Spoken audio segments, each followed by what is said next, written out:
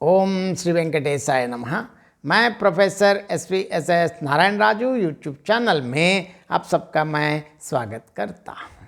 संत श्री गोस्वामी तुलसीदास जी द्वारा विरचित विनय पत्रिका से संबंधित आज मैं और एक पद की व्याख्या करने जा रहा हूँ। इस पद में श्री गोस्वामी तुलसीदास जी आत्मालोचन करते हुए भगवान प्रभु श्री रामचंद्र जी से शरण की भिक्षा मांगते हैं। कैसे मांग रहे हैं? सबसे पहले कवि के शब्दों में पद देखेंगे।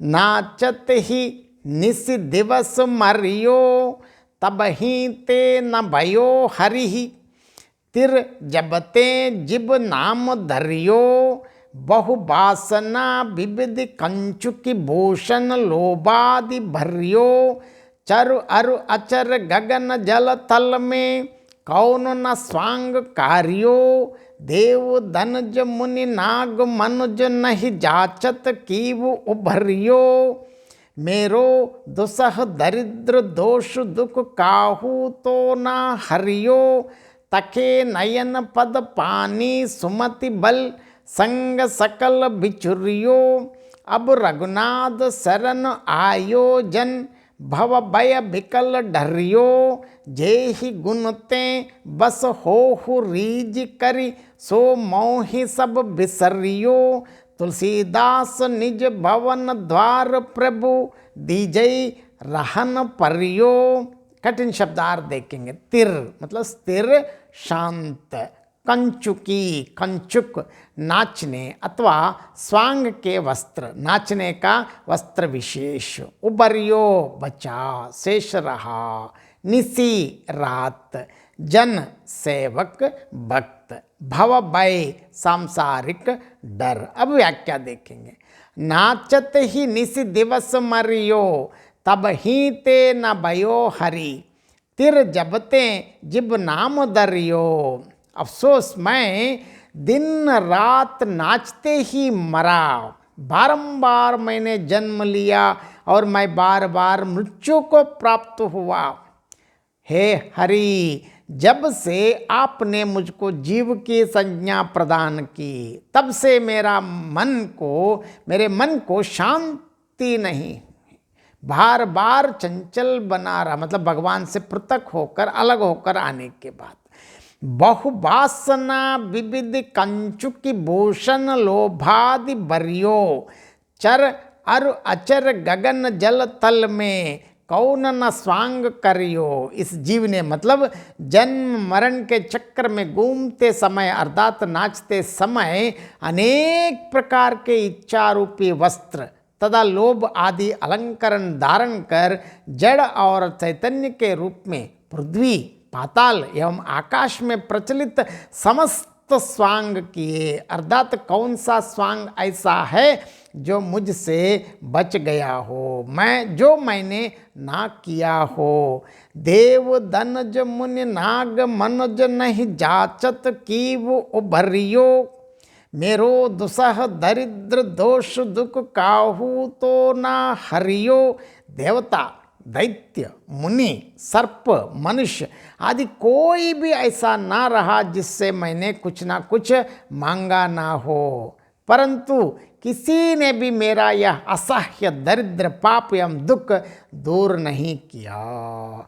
तके नयन पद पानी सुमति बल संग सकल बिचुरियो, अब रघुनाथ शरण आयो जन भव भय बिकल डरियो। नाचते नाचते अब मेरे नेत्र, हाथ, पांव, बुद्धि और बल सब शिथिल हो गए हैं और मेरे सब साथी भी बिछुड़ गए हैं। अब मैं एकदम अकेला रह गया हूँ। हे प्रभु श्री रामचंद्र जी, संसार रूपी भय से व्याकुल होकर एवं डर कर अब यह सेवक आपकी शरण में आया है। जे ही गुण ते बस हो रीज करी सो मोहि सब बिसरियो, तुलसीदास निज भवन द्वार प्रभु दीजई रहन परियो।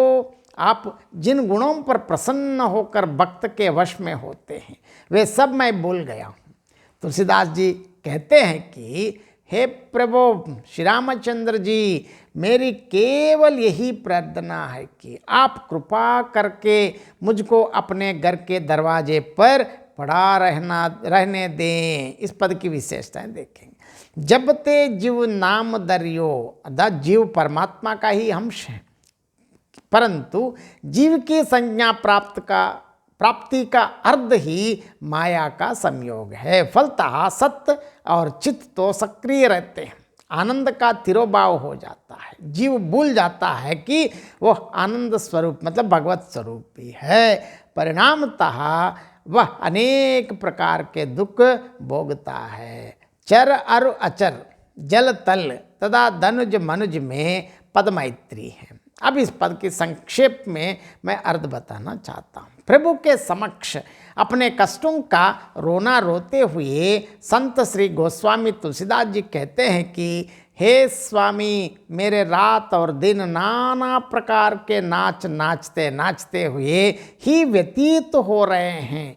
हे प्रभु, जब से आपने मुझे जीव की संज्ञा प्रदान की है, अर्थात स्वयं से पृथक करके जीव के रूप में जन्म दिया है, उसी दिन से मैं कभी स्थिर नहीं रह सका हूँ और अनेक योनियों में जन्म लेकर भटकता फिर रहा हूँ।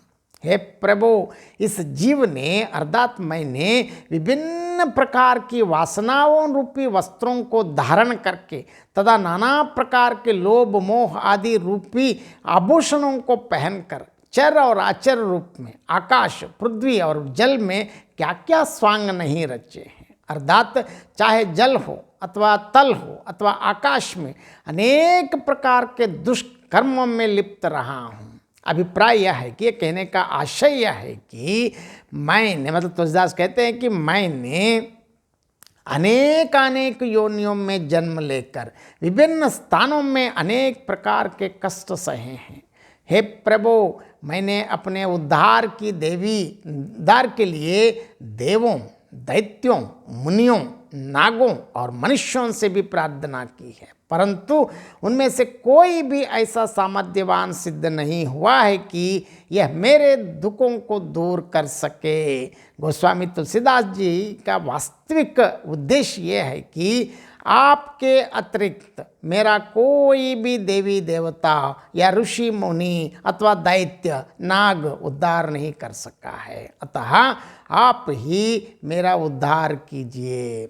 हे प्रभु, अब मेरे नेत्र, चरण, हाथ, बुद्धि और शक्ति सभी कुछ थक गए हैं और मैं नितांत एकाकी अनुभव कर रहा हूँ। हे रघुवीर, सांसारिक कष्टों से त्रस्त होकर मैं आपकी शरण में आ गया हूँ, इसलिए आपसे अत्यंत विनम्रता पूर्वक मैं निवेदन करता हूँ कि आप मुझ पर प्रसन्न होकर मुझको अपनी शरण में स्थान प्रदान कर दीजिए। हे प्रभु, मैं यह भी जानता हूँ कि स्वभक्तों के जिन गुणों पर रीझ कर आप उनके वशीभूत हो जाया करते हैं, उनमें से मुझ में कोई भी गुण नहीं है। मैं उन सभी गुणों को भूल गया हूँ। मेरी अब आपसे यही प्रार्थना विनती है कि मुझको अपने गृह द्वार पर इसी प्रकार पड़ा रहने दीजिए। आपके द्वार पर पड़ा रहने के अतिरिक्त मैं और कुछ नहीं चाहता हूँ। बहुत बहुत धन्यवाद। जय श्री राम।